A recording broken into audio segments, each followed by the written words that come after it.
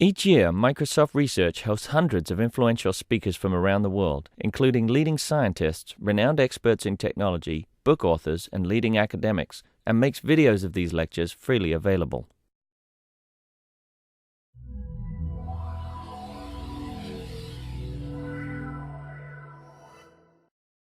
Good morning. Good morning.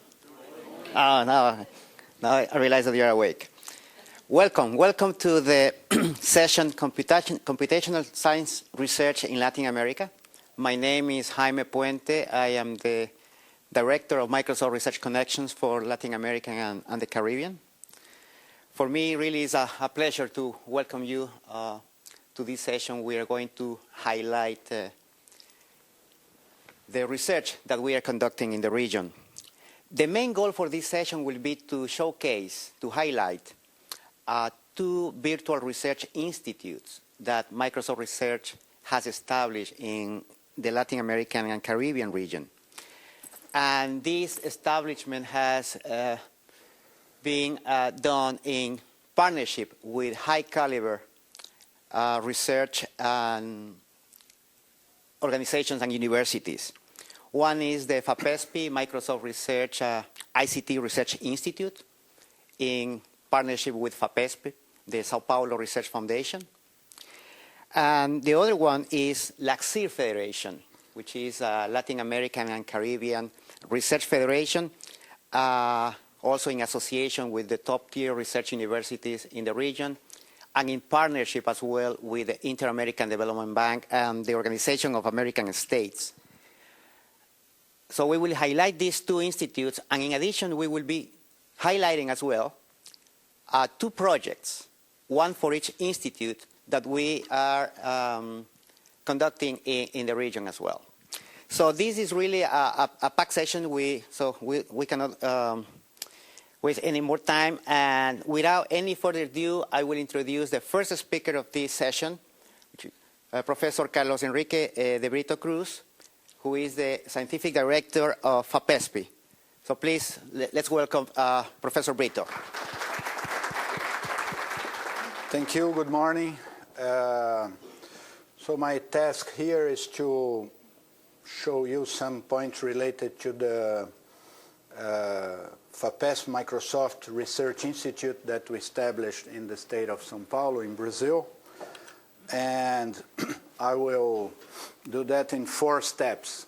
I will use some time to give you a context and just briefly show you about the research in the state of São Paulo, Brazil, and the foundation.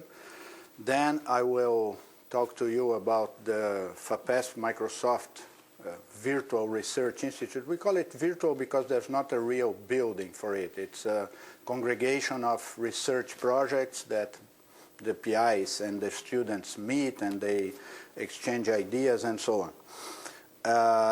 And then I'll close by mentioning some of the opportunities for research in São Paulo, Brazil that the São Paulo Research Foundation is offering, and perspectives for the FAPESP-Microsoft Research Institute.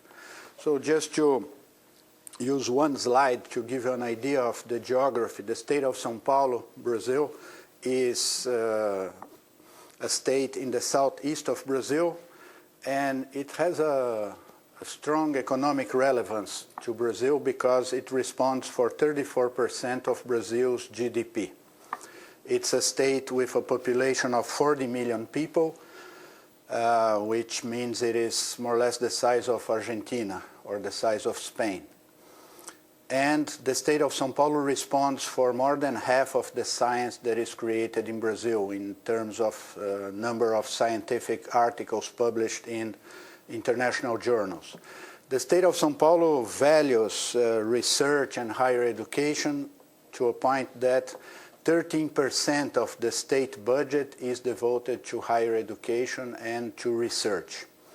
And in São Paulo, 1.6% of the GDP, of the regional GDP, is used for research and development.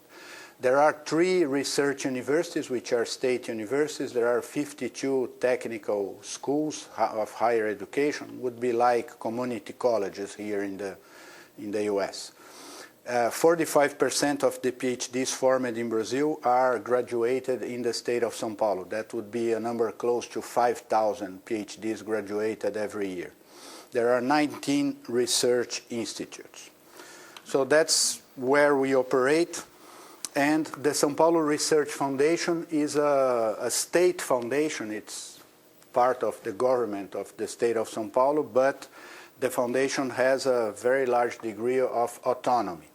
The mission of the foundation is to support research in all fields, from literature and arts and philosophy to biochemistry, computer science, cosmic rays, physics, whatever, engineering. We receive 18,000 research proposals every year. All of them are peer-reviewed. We send them out to reviewers. We get the reviews back and we make a decision. The foundation is funded by the taxpayer in the state of São Paulo through a legislation. The Constitution of the state of São Paulo establishes that 1% of all state revenues belong to the foundation. That means the foundation has a large degree of stability and autonomy because, for example, we do not have to negotiate with the governor or with the state senate about a budget for next year. 1% of all state revenues belong to the foundation. And actually, if we do not use that year's money by the end of the year, we don't give it back to the government. It goes into our endowment. Endowment generates further funds for the support of research projects. The foundation has been operating since 1962. In 2010, we operated a budget of $500 million. For 2011, we will be operating around $560 million.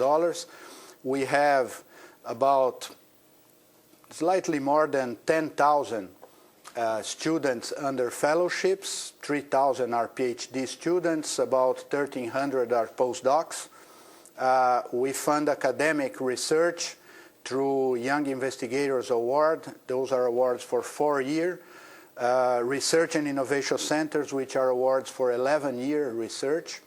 And thematic projects, as we call, those are projects which last for up to 5 years. We also have programs for university industry joint R&D. That's where our agreement with Microsoft comes in. And just to mention, we have also a program for funding small business R&D, in which last year we funded 1 proposal every week. The São Paulo Research Foundation, other than funding research in all fields through unsolicited proposals, from time to time, we choose certain themes that we consider especially relevant for the state of São Paulo. And presently, we have 3 special programs. One is on biodiversity. Another one is in bioenergy, very relevant for us because the state of São Paulo is the second largest ethanol producer in the world. The first one is the United States. Second one is the state of São Paulo. The third one is the rest of Brazil. And we have also a special program on global climate change. A program for us is a set of research projects. It can be any number from 20 research projects. Each project might be from $1 million per year to $3 million per year. And some projects like the bioenergy program have now 60 research projects. Some of them are co-funded with several companies in Brazil and sometimes companies abroad. As I mentioned, the foundation enters into joint university industry research because we want to foster this type of research in São Paulo, and we do that through agreements and calls for proposals. FAPESP and a company enter into an agreement. We form a joint steering committee. The industry, the company, proposes us the themes that they want to have covered, and FAPESP takes charge of operating the merit review, considering that the company helps us to choose the reviewers. We have our list of reviewers, and the company suggests us other names that we use most of the time. Reviewers can be anywhere in the world. Proposals are submitted in English. Those are some of the companies that we have: Embraer, Natura, those are Brazilian companies, Microsoft Research, Telefónica de Espanha, and several others. We analyzed 140 of those proposals last year. An example of a project that we co-funded with Embraer was a 4-year project for developing CFD, Computational Fluid Dynamics system and technologies and software that was actually used by Embraer in the development of, many of you probably have flown in that plane on the right, which is the 100-seater jet plane made by Embraer. And the fluid dynamics of that design had a contribution of scientists funded by FAPESP. That's an illustration of a simulation. What you don't want to happen in that simulation is for water to go into the turbine. Bad things will happen if water goes into the turbine of the plane. And it's important to have the mock-up work like the real thing afterwards. And so that's an example of our university-industry collaborations. Our collaboration with Microsoft, which started in 2006, is an agreement for the inviting, co-selecting, and co-funding the selected research proposals. We had already 4 calls for proposals announced and proposals selected. We selected 15 research projects. This website has the list and the summaries for each one of those. Each one is a project for a 2-year duration. Value awarded so far is close to $2 million. And the awards include equipment, consumables, travel, and fellowships. Those 15 research projects are educating 24 master students and 12, we call that in Brazil, scientific initiation. It's a fellowship for an undergraduate that will work in a research project part-time. The projects are 3 related to health, 3 related to bioenergy, 4 related to the environment, 3 in computer science, development of software, and 2 in education, or computer science related to education. I have chosen one example to mention here in 2 slides. That's a project by Professor Jacques Weiner from University of Campinas and colleagues, about using machine learning and pattern classification to identify retinal pathologies. What they need to do, the thing is that there is a type of diabetic retinopathy that can lead to blindness, and it's important to have ways to identify that early on. So what they did is they developed a system for taking the images of human retina and then identifying those lesions in an automatic way by using a system of points of interest and a visual dictionary. And so actually what they do is, on the left there are pictures of retina, and they need to identify certain lesions, but they don't want to identify the normal things which are there. And there are many different patterns of colors and stuff. And on the right side is a picture which shows in the white circles the points that their software identifies, and in the yellow polygons the regions that a medical doctor will identify. So the important thing is that the automated system has to identify all the points that the doctor would. It might identify some points more, but we don't want it to identify less points. So they have a good rate of success with this, and one of the applications they have developed is the last bullet there. Together with scientists in Australia, they apply that because this is something that might be different according to the ethnical origin of the person. You might have different things in your eyes according to your origins. And they made an application, they published that this year, an application to the Australian Aboriginal population, identifying those diabetes retinopathies in their eyes. So that's one of the examples. Then I'll just mention to you the titles or the topics of some of the other projects. In bioenergy, there are projects which are related to the genomics of sugar cane. You know, sugarcane is an important plant for Brazil because there are 3 projects that deal with that. Because, as I show in this figure, in Brazil, about half of the energy used by the country is from renewable sources. That's a very large number. The average for the world is 13%. The average for industrialized countries is 7%.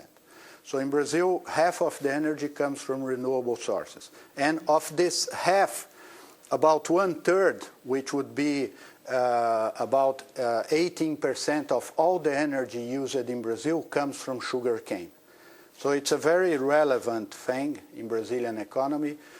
Most cars in Brazil run with alcohol, and actually last year Brazil used more liters of ethanol than liters of gasoline. So it's really important. And because of that, it is very important to learn about the sugarcane plant and to make it more productive. And one of the ways to make the plant more productive is to understand its genomics and change its genes so that, for example, a sugarcane plant might use less water, might grow faster, have more sugar content, more fiber content, and so on.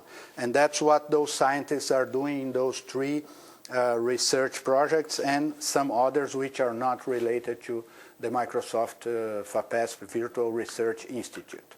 Then we have 4 projects in teams related to the environment. You are going to see a presentation about the first one there, which is an information system related to a large project that we have in São Paulo, which is a project for mapping and identifying and studying all biodiversity that exists in the state of São Paulo. That means thousands, if not millions, of species and their evolutions and so on.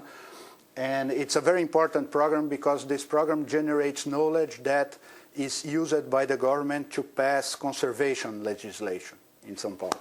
So it has we have already a number of 14 decrees and laws which were written, which start by saying, according to the results obtained by the scientists of the Biota program, the governor decrees that, and then comes the legislation.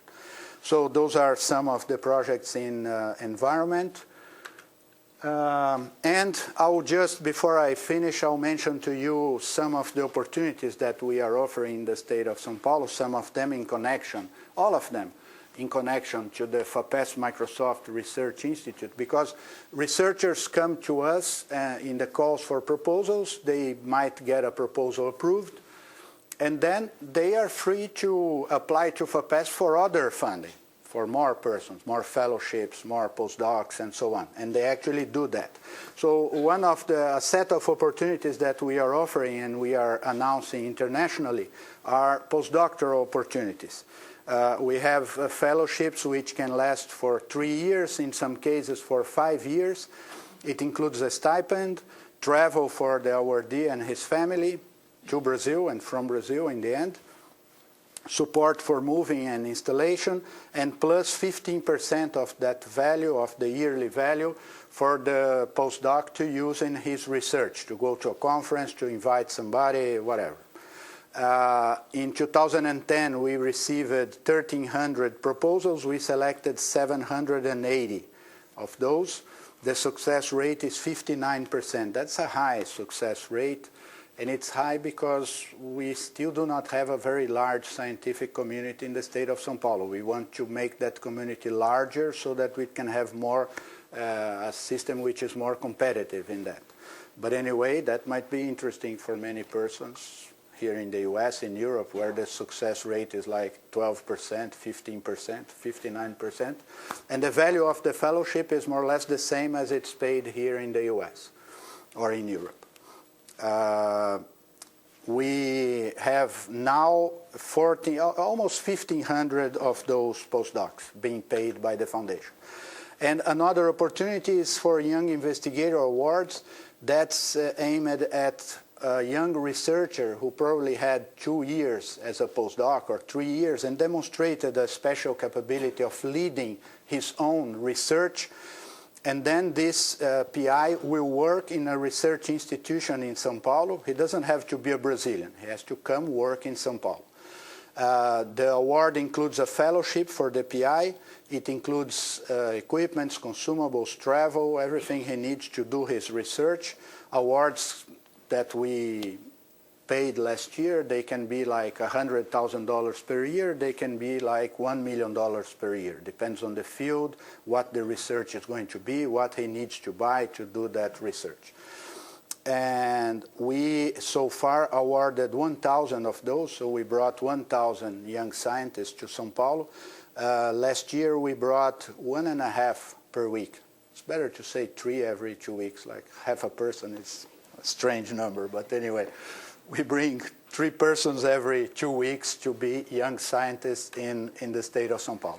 And in closing, I just want to mention, make a brief comment about perspectives in our collaboration with Microsoft, with which we are happy because it really created opportunities for us to mobilize the scientific community in São Paulo to work together with researchers here at Microsoft Research and elsewhere around the world. We are seeing a growing interaction with scientists at Microsoft Research. Since last year, we started this system of having a partial or a workshop, which is done here, and workshops which are done in São Paulo. So every year we bring a number of the students and the scientists here to Redmond. We are going to have the workshop tomorrow and this afternoon.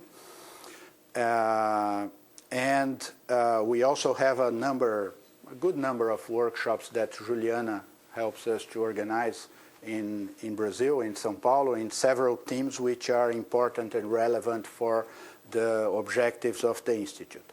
We think we are moving to higher impact research. One of the things that we are considering is having projects we have a longer duration, because you know that scientists, when they have a project for 2 years, after 1 year they are already thinking about what they are going to do to obtain the next funding by the end of that year. And we would like them to focus more on the main research. So we would like to have grants for 4 or 5 years that could, for example, because of the duration, include PhD fellowships, because a PhD student usually is going to do something which is of higher impact than a master's student. And we are happy with the ideas about intensifying interaction with Microsoft Research in finding partners here that can interact with our scientists to develop new projects that can even be funded outside the collaboration. We have a number of projects of this type under consideration. So all in all, it has been a very useful and important collaboration. It has been really relevant for us to develop a connection between computer science and several types of applications in earth, environment, energy, health, education, in terms of the science done in the state of São Paulo. Thank you very much. Thank you so much, Brito. We are going to leave the questions at the end of the session. So now let me introduce Duque Estrada. He's the executive manager of the FAPESP-Microsoft project, that program that Professor Brito was mentioned. And he will be talking about this information system that also Brito was referring to. Tiago, please. Hello. It's working? Hello. Good morning. My name is Duque Estrada. And I'm here representing the PI of this project, Professor Carlos. He asks for your pardon because he has soon assumed a position in the Ministry of Science and Technology, which is making his agenda very tough for attending opportunities like this. So on his behalf, I'm here to present what we are doing with this information system. What the contents of this presentation will be a little bit what is the structure of the program BIOTA for FAPESP, what the SinBiota represents and what it has done. After that, I'm going to illustrate a little bit how's the occurrence, creation, form, records, and atlas, which is a sub-project inside the SinBiota project. I will discuss the renovation of the program itself, the BIOTA plus 10, and then discuss the need of redevelopment of this system and what will be the future steps. Well, the BIOTA FAPESP program appeared in the scientific community around 1992-93, where scientists were stimulated by the ECO 92 meeting for ecosystem and development. And this stimulus from this meeting in Rio de Janeiro has made scientists wonder what could be done to help the Convention on Diversity of Biological Diversity. What could be done to actually achieve the goals that were being established? You see, it was quite complicated for a scientific community to see such good proposals that were done at the time, but not much movement from government. So the scientific community decided to organize itself and came to FAPESP through the Biological Science Directory and the Scientific Directory to propose a program that would specifically propose aims, objectives for the researchers on biodiversity so they could support the CBD targets. And the first steps on that development was first to create a system of information that would help the scientists to see what was being produced, what has already been produced, and where to aim further research. The second step that was necessary was a map tool that could provide to the scientists further information on where to direct their efforts and if it was possible to see some patterns within biodiversity inside the state. And for that, we will need a portal, a site where we could assess all that. So, as I told you, the SinBiota is an information system. And finally, most of the data we are being produced would have not much appeal for the big international community.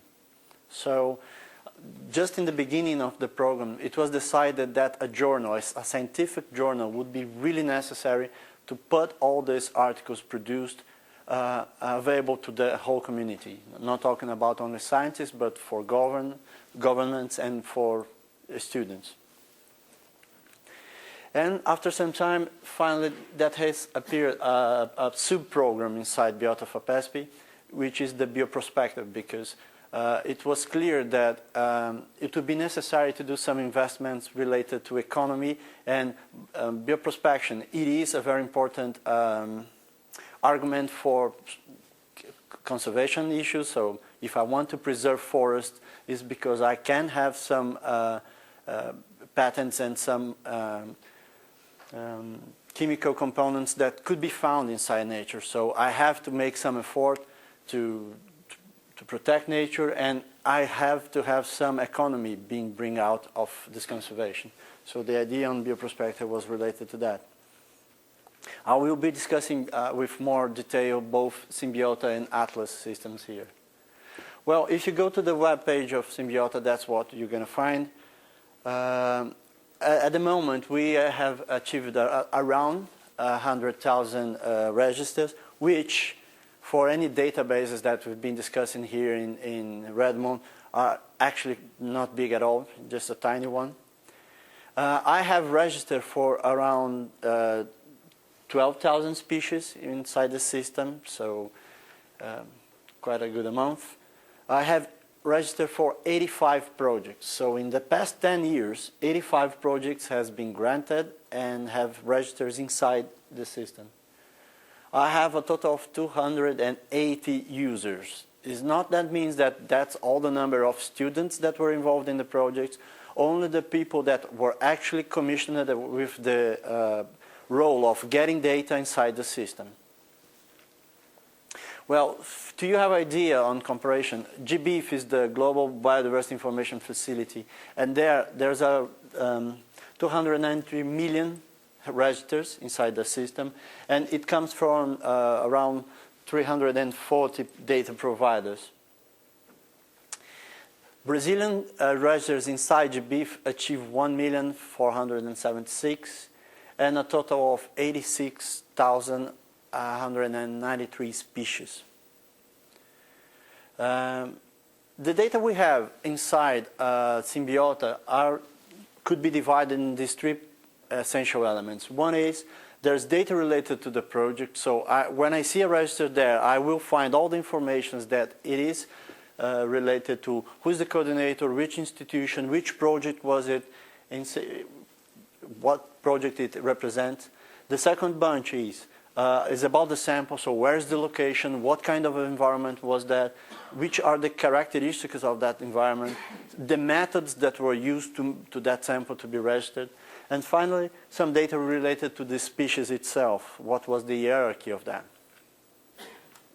This is an example of the form that we have to fill. You can see that in the top of the name of the user and the project names appear already completed. That's because the system doesn't allow you to go in another project and put data on it. It's just this person must be registered within the project to be adding data to the system. And this form would fill a very complicated database as it appears on the right side. Well, after that, a register would appear, and this is accessible for anyone that goes to the system. You can ask, make queries. For instance, this was a query made to find Angiospermae, which is a plant group, and all the registers inside would appear. And you could choose one of the registers and see the complete form field there. So the data itself is accessible to anyone. Just entering data is not a feature that anyone can do. And after you have that data register, we have developed this Atlas interface where people could make queries about, for instance, acacia, which is a species genus of plant. And see, the quest in the middle was done by scientific name, and we could populate a map with those point data. At the map, we can see as well a complete cover of some special kind of forests. This list there is fragments of forests that we still have on state. So you could relate that data, that point data, with other environmental layers. So the researchers could make interactions between the data they have and some environmental data. Well, other outputs that we have in the system is first a baseline series of publications that wanted to describe at the beginning of the program what were the status of biodiversity. So we have 7 books regarding microorganisms, fungi, invertebrates, marine and terrestrial invertebrates, vertebrates, and what was the infrastructure for biodiversity conservation at the time. After that, as I told you, we have this magazine. This is the website access from an old page. I choose this one because it's the prettiest picture I've ever seen in any biota nootropic front page. It is a scorpion catching a spider. Amazing picture. We have around in this magazine something like 40,000 hits a month, which is a quite good number. We are managing now, after some time, to get indexes from all the big publisher facilities, so the magazine is doing pretty well. Now I want to show you a very important publication of this program. This is directives for conservation and restoration of biodiversity in São Paulo State. That was a joint activity between the program and state government. The state government in this past 10 years has become a serious partner for our activities.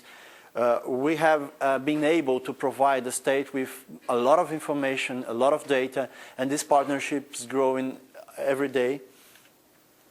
And finally, we have achieved such a maturity that we've been able to publish in Policy Forum a very humble but very important paper on what's going on in conservation in São Paulo State. And I have to update the numbers, Brito.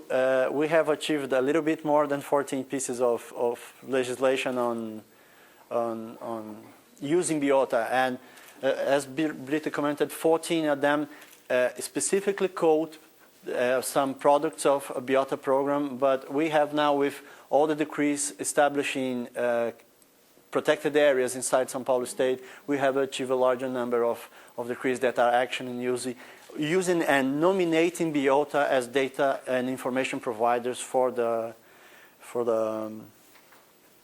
as data providers for the decision for that law or decree has been established. Well, after all these 10 years, we have achieved so much, and it was a program that initially was established to last 10 years. So we decided that we have to have some discussions with scientific community. We have managed 300 researchers together and develop a scientific plan that would be discussed again with FAPESP, so we could decide if 10 years more would be available. But FAPESP asked for us that if you want to maintain this program, the universities, state universities must engage more seriously. I am a living example of that. I was hired by UNICAMP as executive manager of this program. So now I have someone that's hired in the university, so I have stability, and this program will have support for the next 10 years from my part.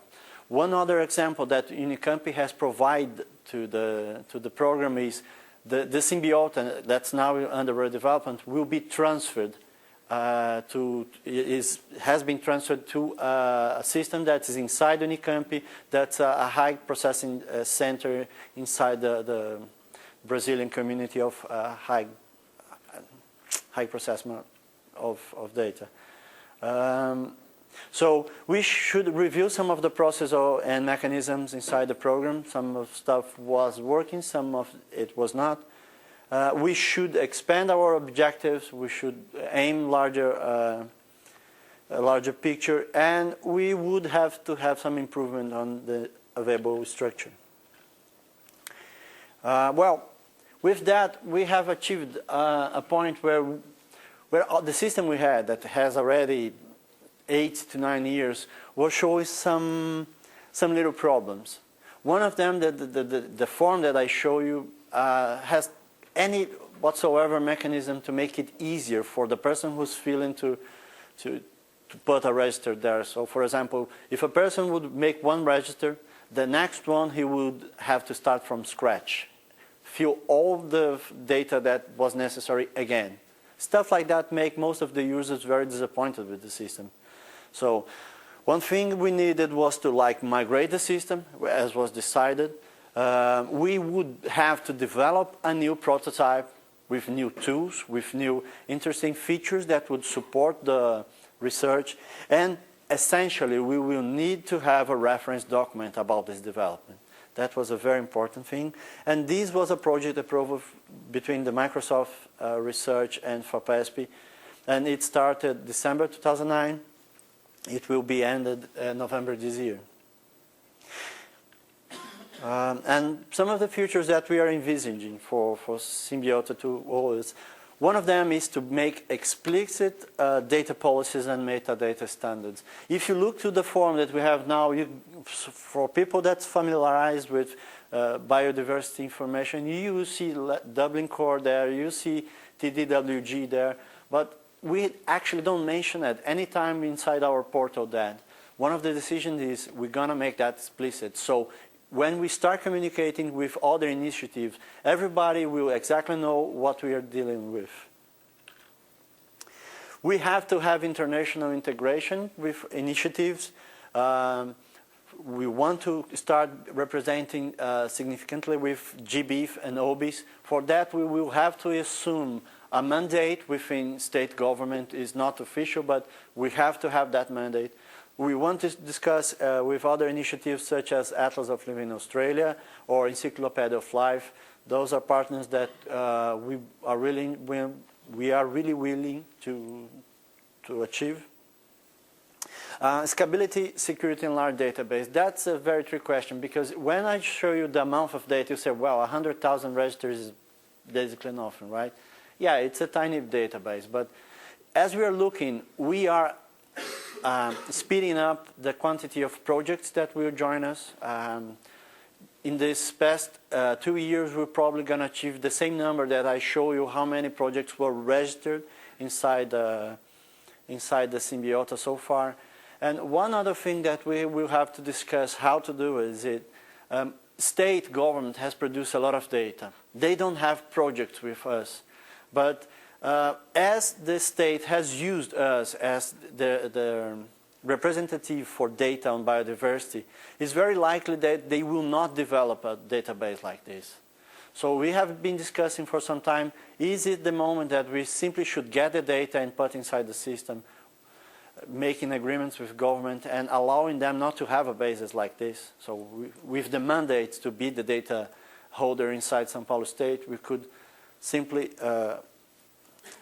overpass this situation. So our database is very likely to grow very fast in the next 2 years. So we have to have plans how to expand it and how to make it secure in the context of large database systems. Well, other thing that we are really concerned about is during the research process, a lot of PIs, they develop a lot of material that's not a scientific paper, is not a thesis, and is not the simple register we have. We want to put those things on our system because that's very rich. That will provide a much more interesting environment for research discussions. So we are planning to put different kind of medias inside our system and search that will fill this kind of necessity. Well, we have to improve map visualization. The maps nowadays work. You can have quite some fun with it, but it's still is now a very old way to do web mapping. We want to improve that, and this is a point that we are working very hard. We have to have now interoperability with analysis tools. One of the most important things in ecology at the moment is analysis. Analysis tools for species distribution, modeling of species occurrence, and other tools. We will have in the system mechanisms to put that forward. And we will have to add to the system new data sets. We have some partners in the system that we have that create, for instance, mapping of forests using satellite imagery. It's very likely that we're gonna give them space to be on the web. So this data set will be in our server, and for that we will have to have some management of network, and we have to monitor that. And one of the ideas of the group is go for mobile clients. It's things that a lot of people is using, and we have seen very interesting tools in the field. And one other last thing that we think is quite very important is a lot of people now in environmental science are using workflows to register their process of research, and we want to share that among researchers. Oh, I'm sorry. The last one, social features. Network features. This is something that everybody's using and makes very interesting the way you could relate scientists among each other. Well, we have to do some changes in the database that will be necessary because the database at the moment has the integrity of it. It's quite relaxed for some parts of it, which makes complicated to do search. There's a lot of redundancy. And one of the problems is each taxon rank is as individual table. The idea is to transform this database for a class modeling process and to make mapping of object relations on the database. So we're going to change for something like this, and I would like you to pay attention on that group, the box after taxa, and all the lists that you have there. That makes the database enormous and actually not very fast to do search. And the idea is to transform that for something like this. If you see the most right boxes there, we're going to have species related to taxon, and taxon class will be a relational characteristic of taxon. The only problem we have now to solve this is the fact that this relation about one taxa to the other is quite a tricky one because it depends on the scientific beliefs of the researcher. One taxonomist will not discuss at the same level as a phylogenist. So we will have to work on systems where the user can decide how to implement this relation. Well, this is the prototype architecture that has been developed. It follows I would say, the most updated mechanism of web browser relation with the system and inside any website with data. This is what looks like we are implementing a Bing session for the starters of that prototype. We probably will have to develop a little bit more. We are already discussing how to use the Worldwide Telescope to implement some tools. Just to point out that market state in the map is São Paulo state. That's in the context of Brazil and South America. And this is, for example, how we add a layer of vegetation inside São Paulo state on the big session, the Bing map session. Bing map was a tool very easy to build up. Our developer took no more than 3 years to have all this set and stuff. But we will need a little bit more that we are not sure Bing maps will provide us. So we are discussing how to implement part of the things in the Worldwide Telescope. Well, what are the future steps? We have strong relations with scientific communities. Educational communities is something that we lack on the first 10 years to relate properly, but we are discussing with them at the moment, and we want them to put some inputs for where to go. And environmental governance, and I'm not talking only about government, I'm talking about as well as NGOs and other institutions that represent an important role in environmental governance. We want them to provide a little bit more of directions. This is a good example of what we have done. This is a map showing to the producers where sugarcane could be produced and where it could not. The red area says, please don't plant sugar here whatsoever, because it's an area with a lot of biodiversity forests, and we need these areas to be protected from sugarcane. The more greenish areas are the areas that it's okay to plant sugar, but with some restraints or not. The dark greens are areas that it's completely okay to plant sugar. Well, but see, if this map could be produced by our relation to government, this is kind of thing that would direct our efforts on a more interesting and more provocative themes that could be researched. So we're going to use feedback as guidance for new directions. We have, as I told you, considered new data providers. We cannot work more only with the data we have. We want to build a modular system, so we want new teams working on computational science to think with us how we can create some tools, how we can create tools that are not in the system so far. The results of this project we are facing, it is a data document specification of a system. And there's a prototype. Our idea after this is done is to make a call for projects that will develop specific parts of that system. So we are going to do some horizon scanning activities to identify new research. We want to create a solid bridge between biodiversity and computational science. And we are working with new data and formats. And of course, more mechanisms to present the data and information for community.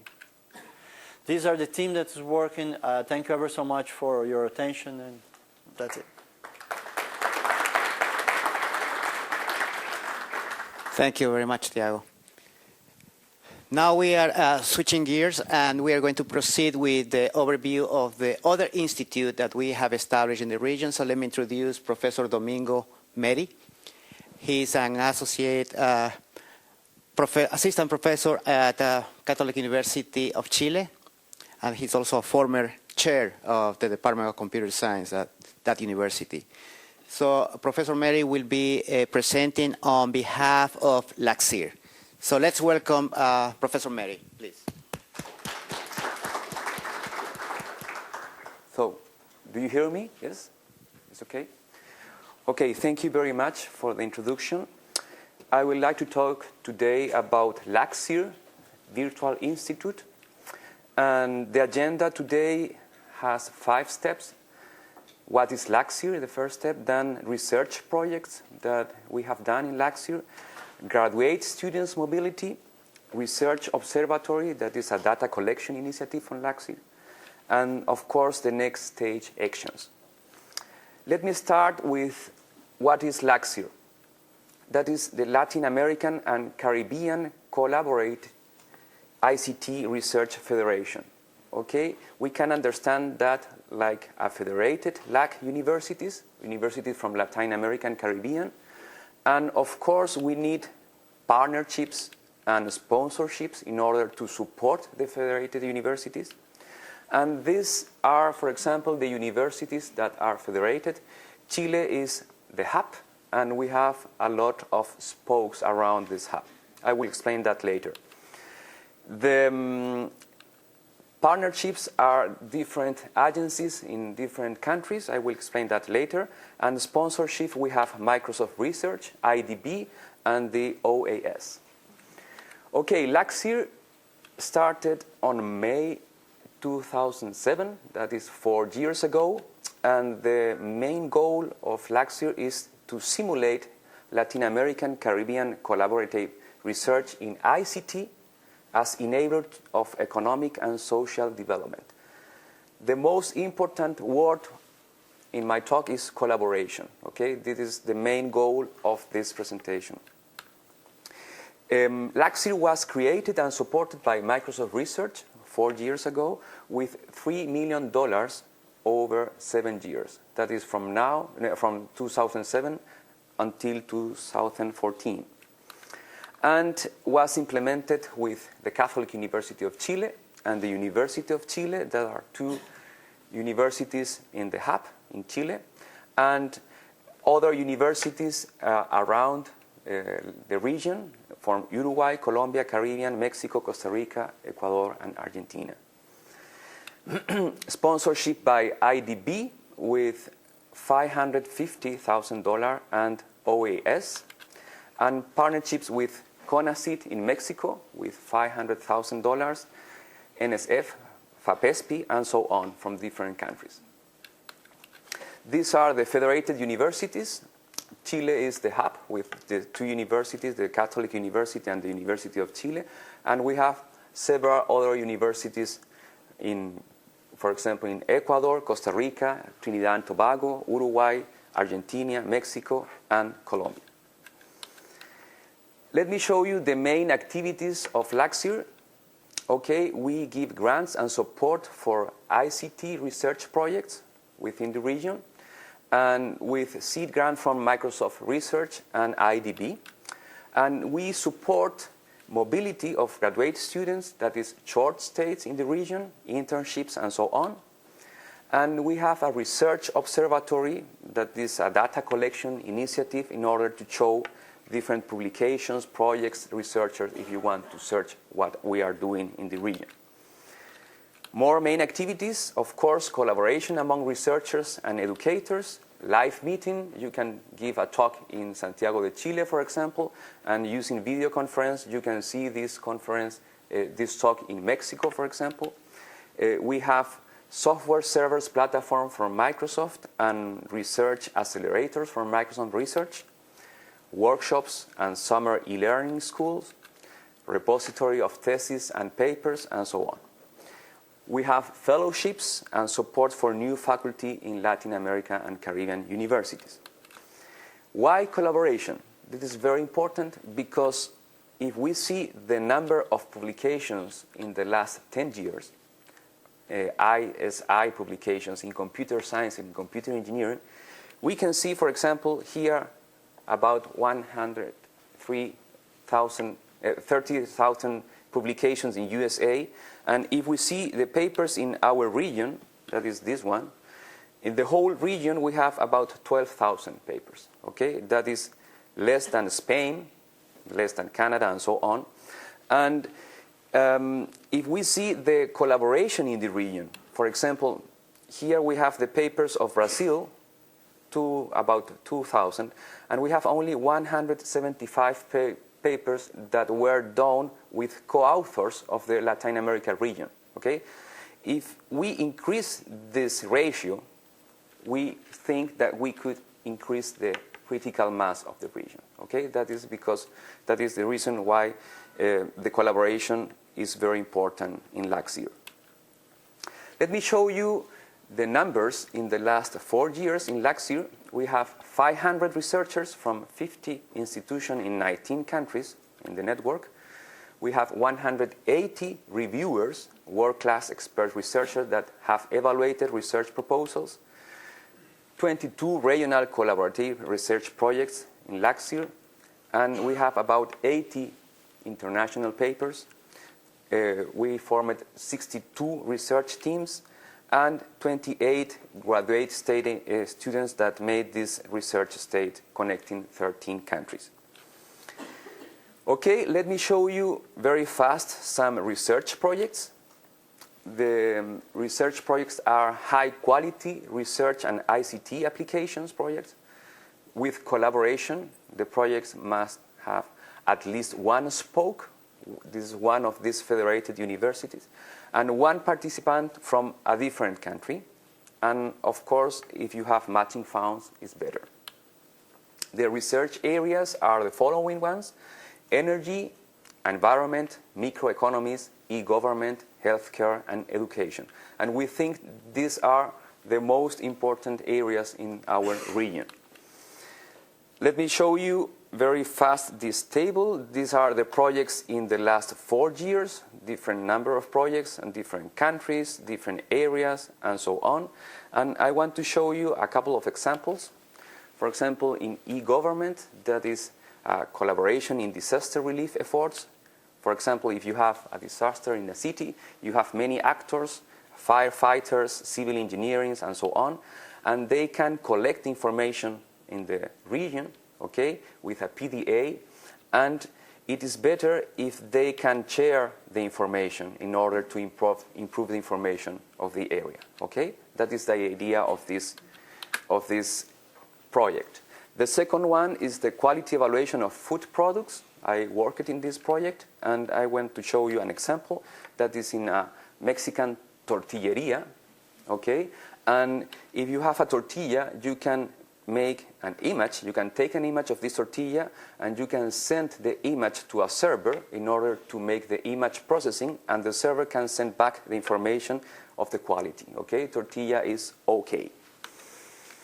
Another example, bridging the gap between mobile and in classroom learning. Here we have platforms to support the classroom activities. Another example, these sensor networks that classify the frogs, okay? They sensor the number of sounds that are emitted by the frogs, and we can use that as indicator for ecological stress in rainforest. Okay, we have a RFP, that is a call for this proposal, request for proposals. We have only 8 weeks if you want to participate in this, and I want to show you a video of this. That must be here. Since the beginning of mankind, humans have distinguished themselves from other inhabitants of the earth.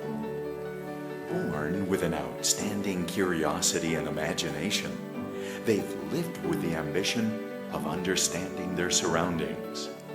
Their unique way of seeing and experiencing the universe drove them to the necessity of communicating with others. And it wasn't long before they were discovering and creating new ways of sharing information. The key: collaboration. Now you can collaborate with other researchers and participate in human evolution. Work with people from different universities in Latin America and the Caribbean. Get involved with society's current needs and act on them using information and communication technologies. Education, health, environment, energy, microeconomies, and e-government. Request for Proposals LACSIR challenges you to get inspired. Partner up, submit your project, and perform relevant research work addressing our region's development challenges. More information at laxir.org. Okay, we have only Since the beginning of mankind, Sorry. humans have We have only 8 weeks for the deadline if you want to participate in this. Okay, the next point of my presentation is the graduate students mobility. And we have this short stays program, and that they are students that can make a short stay in other countries of the region. We have this for 3 years ago for different countries, and this is pictures of our happy students that they done these short stays. And we have, of course, a call for short stays program, and this is in about 7 weeks if you want to participate. I have a video, but I don't have enough time to show it, but you can download from our webpage. Okay, let me show you the research observatory. And this is a data collection initiative. Here, for example, you can search the programs in each country in computer science or computer engineering, the academic degree and number of women, foreign graduate, and so on.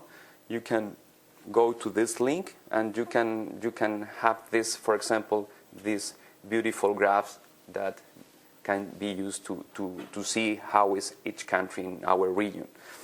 Another data collection initiative, I will show you this one. I hope it works. It will be here. And this, yesterday, for example, I have a meeting with people from Australia. Are you there? Yes, there. And they wanted to know which people are doing which things in Latin America and Caribbean. And I think this tool can be the first step for joining these two words. For example, you can search here software engineering, and you can see the people in Latin America that are doing software engineer research. And for example, in Mexico, they are this 28. Of course, we need the pictures of them, but we are in this ongoing project. And you can see, for example, the information of the different researchers that are doing software engineering in Mexico. Okay, you have the institution, you have the email, and so on. That is the first step if you want to do something with us. Okay, and the next stage, actions, that is the last point of my presentation. That is for sustainability and impact on development. We are making partnership with LAC, Latin American Caribbean, national state government agencies, for example, Bonacic, Mexico, FAPESP in Sao Paulo, Colciencias in Colombia, and CONICIT in Chile. Of course, we are having partnership with Latin America industry, for example, Codelco in Chile, and in general ICT industry. And we must improve the intellectual properties policies. This issue, we miss this issue in our region. We have to do a lot of this. And join Latin America and Caribbean graduate programs in ICT with thesis, courses, and diplomas.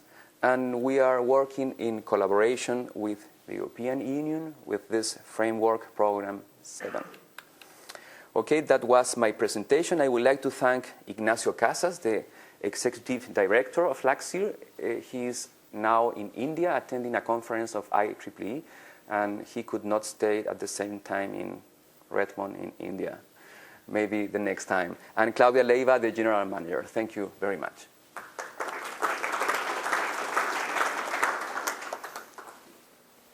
Thank you, Domingo.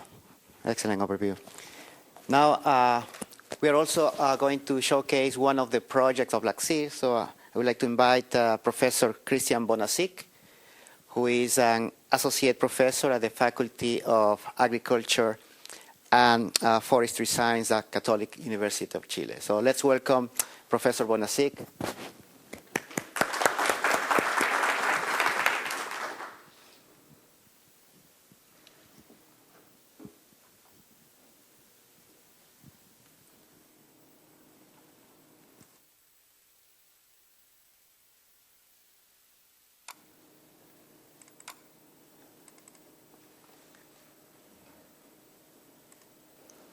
Thank you. Can you hear me? Yes? It's okay. Thank you for having me here today. I'm not a computer scientist. I am a wildlife veterinarian working in wildlife ecology and conservation. But I had the pleasure to be working with computer scientists for the last year. And what I'm going to show you today is our advanced network for the distribution of endangered species, which is a LACSIR project. First of all, I'm going to explain who are we, why we need Life Andes in our region, what are the challenges in Latin America for citizen science and sharing data, what are the current solutions worldwide, what is our solution, and finally, if we have time, we can see a little video about our work. Our research lab based in Catholic University aims to study wildlife species to suggest conservation actions. Recently, we are using all sorts of techniques in the field and monitoring wildlife using ICT technologies.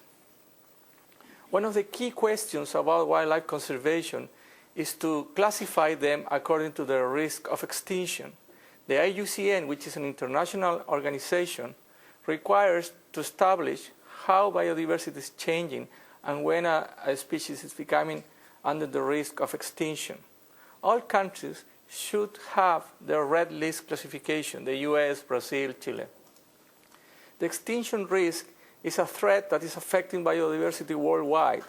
There are more than 18,000 species threatened in the world, and many remain unclassified. So why data sharing for endangered species is needed? Basically, what we need to understand is that the species distribution and the occupancy area, the extent of occurrence, the location, and population fluctuations are pieces of data that we need to know before we classify a species in the red list. If you think about that, you will agree with me that most of these records have to be done by citing animals or finding indirect signs of them. And then you can map and get an idea of what's going on with a given species of wildlife. But what is the problem in Latin America about wildlife data? What are the challenges in Latin America about wildlife data? We all know that we are facing an era of data-intensive science. But wildlife species are not easy to detect, so we have a data generation challenge. Poor technological training, a knowledge challenge. Institutions are not coordinated, data sharing challenge. First of all, let's see the data generation challenge. We still know little about many endangered species in the region. Many animals are not easy to detect: cryptic behavior, low population density, inaccessible habitat. Extensive surveys and adequate equipment are expensive. So we think that citizen science may play a role helping scientists and government officers to share data about their sightings in a given natural area.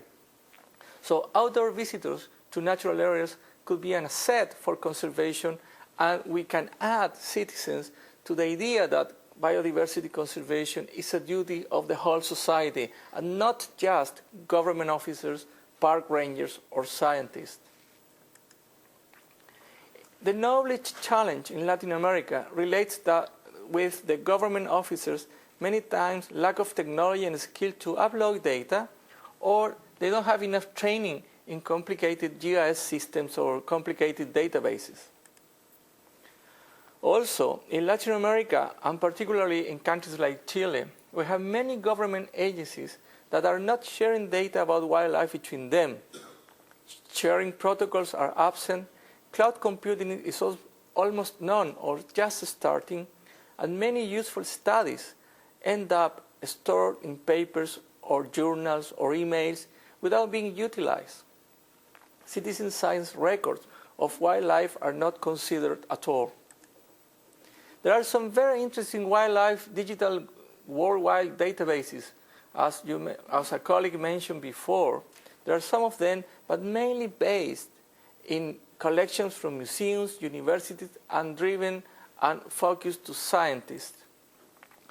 In the case of Chile, looking at those databases, just for 5 endangered species of my country, we found that only a few records were available for these endangered species, and many of them were in the same place or came from museums. Also, when you check a mountain lion data for Chile and Argentina in those databases, you will find that some of the data or records are in the middle of the sea, so which is something too global maybe to be useful for our request. Nowadays, and during the lifetime of our own project, we have seen that some interesting citizen science portals are coming out. eBird is an American portal that is focused mainly on, specifically on birds watching worldwide. There is another Dutch portal that focuses on mainly European users. And the National Geographic project NOAA is starting now with a citizen science-oriented portal to allow people to register any species around the world and upload that into their system. But unfortunately, for example, they can put a scientific name without any control. Another portal that is also based on citizen science, if you take a picture of a llama, a South American camelid, automatically drives you into Dalai Lama information, which is not the same that a guanaco or llama guanicoe. So that makes things very interesting. I don't want to criticize these databases because they are in the same path than us, but we need to control some of the things about sharing data freely. So these are very useful sites. And considering the experience from others and considering our own work, now I want to present to you what is Life Andes. It's more than a place to share data. We want to create an environment or a web portal for uploading, visualize, and download wildlife species records and analyze them for conservation action at different scales, from a park ranger's perspective to a government officer for the whole region. It's aimed at improving wildlife knowledge and conservation, promoting data sharing among citizens, scientists, and government agencies, and contribute to meet IUCN Global Classification Species criteria. What we want is that scientists, citizens, and government officers can share, visualize, upload, and download information freely for locations of wildlife in our country. We have done some testing so far. For example, here one of my co-authors is working with park rangers in a region, in a protected area nearby Santiago. And we noticed that all of them can use a GPS, all of them have mobile phones or cameras to take pictures, and all of them got very basic skills on uploading data into Excel software. Beyond that, we don't have any way to get more information from them. But just these three things: take a picture, put the data on a GPS, and translate that data into an Excel file, it's enough to enter your work or your data or your sightings into Life Andes. This is Life Andes, as you can see it in English or in Spanish with the Microsoft widget. And what are we doing now? We have already all the scientific names for the valid list for Chile. We have photos for most of the species, so we can guide this citizen or this park ranger to make a valid identification. Users can upload their own photos to support their records. We are working in uploading sounds for frogs, birds, or we are working on uploading little videos in the future, in the second stage of Life Andes. By selecting the location in the map, the user is forced to a minimum zoom level for adequate precision, because we want to avoid the mountain lion in the sea problem. The species distribution polygon can be uploaded. All national parks and protected areas are already uploaded. And data outside the species distribution polygon are withheld for approval, and we have a system where supervisors or experts can receive this information and validate the information. Here you have reference pictures, the zoom request to put the data in the right place and not in the middle of the ocean or in the middle of the road, for example. We have also developed the Life Andes Windows Phone 7 mobile option, which works online and offline, And you have species photos and locations can be uploaded using phone cameras and GPS, and you can manually upload your data, or you can store the picture in your mobile phone and the location and manually from a handheld GPS.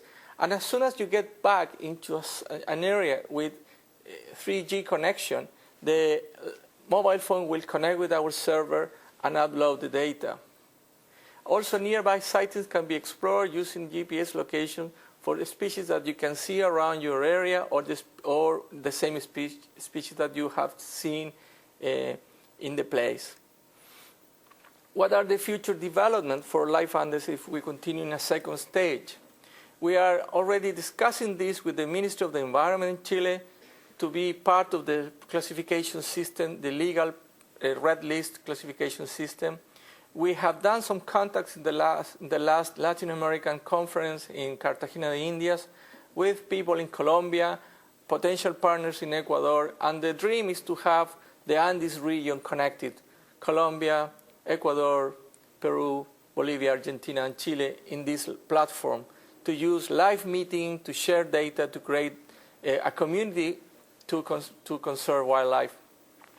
We hope to develop some advanced tools on distribution models, extents of occurrence, spatial analysis, but moreover, what we want is to have databases that can be downloaded freely by government officers or scientists and start doing their own modeling. We don't want to go into a GIS system. It's not the idea. That's for experts. This is to collect data and have a visualization of data for conservation.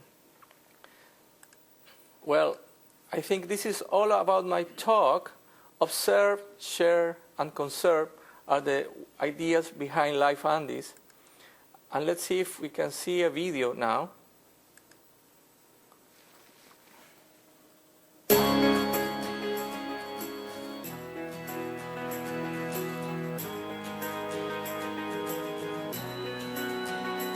We put subtitles in English for non-Spanish speakers.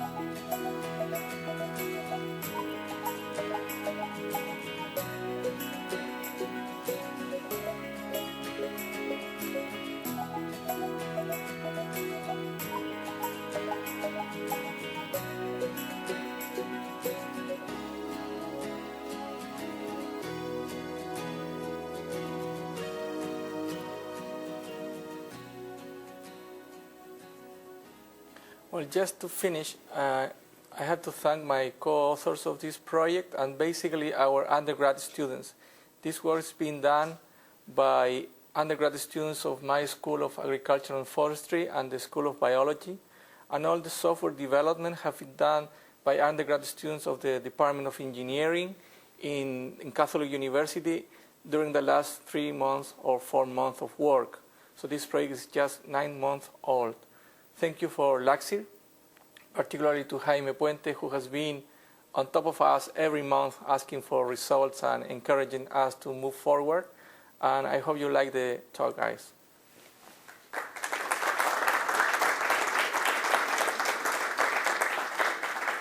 Thank you, Christian. Excellent presentation. Now I would like to invite all the speakers to come to the front, and we are opening the session for Q&A. So please, we would like to have questions for you, to any one of the speakers that have worked very hard to prepare these presentations for you. Thank you. Okay, there's one question there.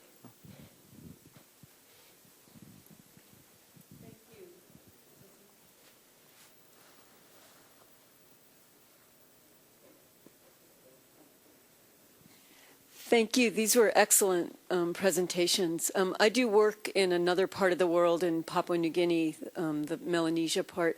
And I have a question for Tiago about, you talked about wanting to do international connections, and it seems like what you're doing would be a great model for other parts of the world. Can you talk a little bit about how you're doing international collaborations? Maybe this. I can use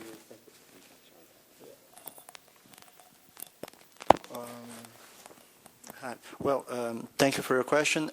Essentially, what we're planning to do is make the data accessible for any one of those systems that want to see the data. That's a critical part of it. For instance, if you enter the GBIF dataset database and the GBIF portal, you can go and see data sets that are there available, and you can see the data spread on a web map. So essentially what we can do starting now is that, get the data available. But we are also planning to produce documentation on how our system was built. So any person that in the future wants to see what was done will have free access to that and could use what we have chosen to use as is possible. And our idea is to facilitate the most for any kind of normal user. So it's not going to be, it's going to be complicated technologically, but it's going to be there, and solutions that are accessible for most of the people. So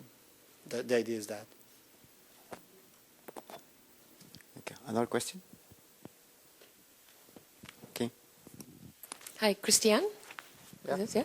I love the live Andes. I'm thinking, though I've never thought along these lines before, that something like this would be fantastic for Trinidad and Tobago. We have amongst either the #1 or amongst the top venues for leatherback turtles from Africa. They come and they lay their eggs and then they hatch there.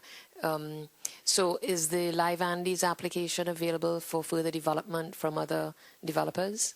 Well, and actually, use by other? Thank you for your question. Actually, is the idea, this is the alpha version. I'm not a computer expert, and it is fully operational for Chile now. And we're now moving into a new server where you can register and create your account. But the idea is to extend this to the Andean region first, as I mentioned before, to the countries where we have common ecosystem, we share ecosystems with Peru, Bolivia, Argentina in the first stage, and then extend it to Colombia and Ecuador. But once the whole thing is developed and tested, is perfectly usable in another country. With your local scientists, your local veterinarians that works on wildlife, ecologists, your local government. The idea is to create a community where citizen science and people become part of reporting or citing a species. It is striking that every year around the world we are finding new species.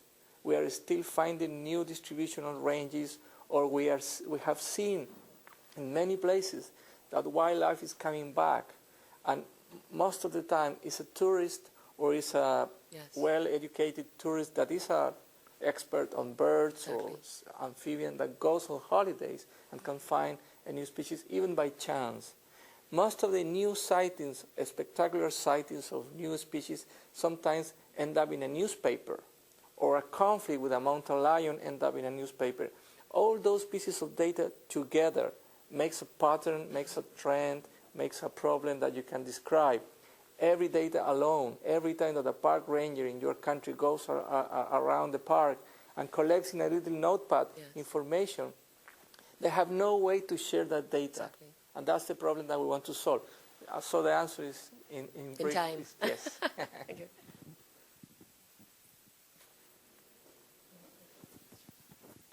My question is probably to the friends from Chile.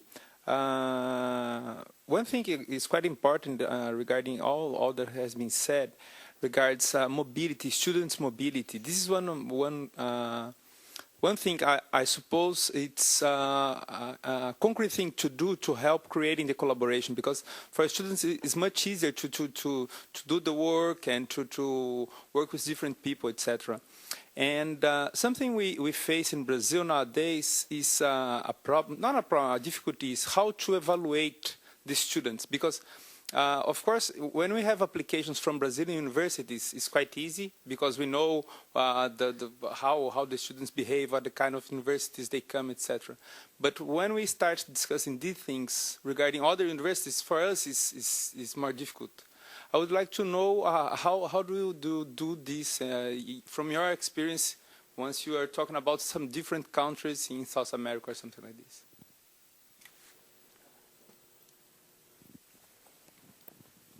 Okay, thank you for the question.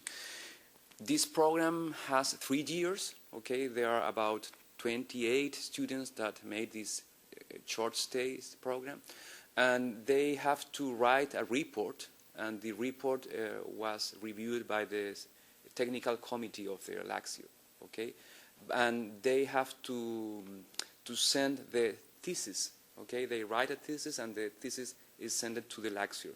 This is the way that we can see what they have done, and we can evaluate the performance of the short stay. We like to add something to your question, Roberto. Another condition that LACSIR puts on for these students is that they should be already working on a master thesis, on a PhD thesis. So really what we are seeking is that those theses will be really benefited from the knowledge that they will be getting when they do these research stays. So for example, if there is a student working on database, but they need some knowledge in artificial intelligence, and perhaps locally they don't have that expertise. So the idea is to match with another mentor for his thesis or her thesis to really to complement that information. So in that way, we have really academic benefits for the students and for the universities as well. So we try to match those needs as well as part of the program. And the evaluation will come through that way as well, the thesis.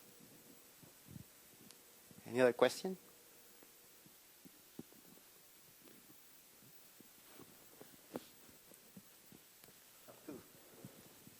People running to you. I'm not a biologist nor a database expert, but seeing the 2 presentations on LifeAndes and SinBiota, do you guys think that you can share data or have some kind of ontology or something that would allow data from one system to be available in the other system? And I know that those projects are kind of related, so perhaps a LACSIR project or something too. Do you think that's factible, or? Well, I can. You can. Okay. You want to start? Yeah.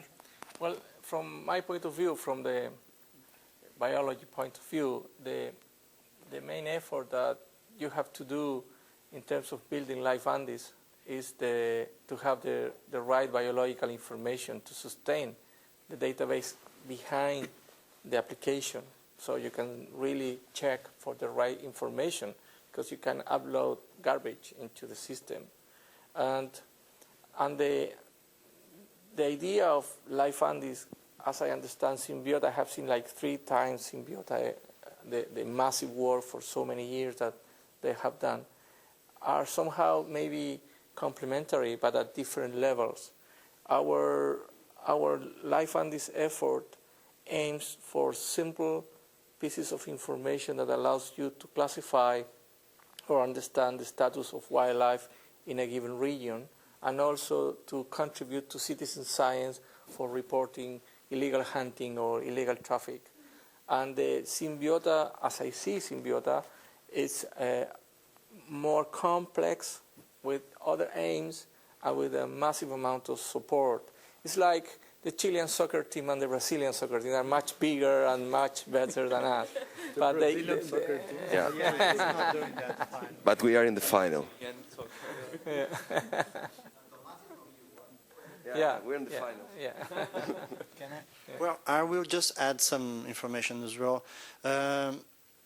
One thing that could be a problem for integration of data is actually that we would not have species that has occurrence all over from Andes until São Paulo state. That could be a tricky thing. That's actually something that we could even access and see if there's any kind of overlap, but that's something to have to be seen. But SinBiota point of view is if there's any data from species that have this kind of common pattern of distribution, in the near future we would like to see their data being put in our system through a web service or something like that. And the other way around, we would like to see the data we have going to the other system and being just displayed there to some kind of adding information to the other system. So I don't think that's because essentially what we have and they have is a pair of coordinates and some information about the species in occurrence. So in that sense, it's possible to do some sort of integration, you see. But there's some constraints there. Okay, anyway, run out of time for questions. I really want to thank you all very much for attending this session. And let's also give a round of applause to all the speakers as well.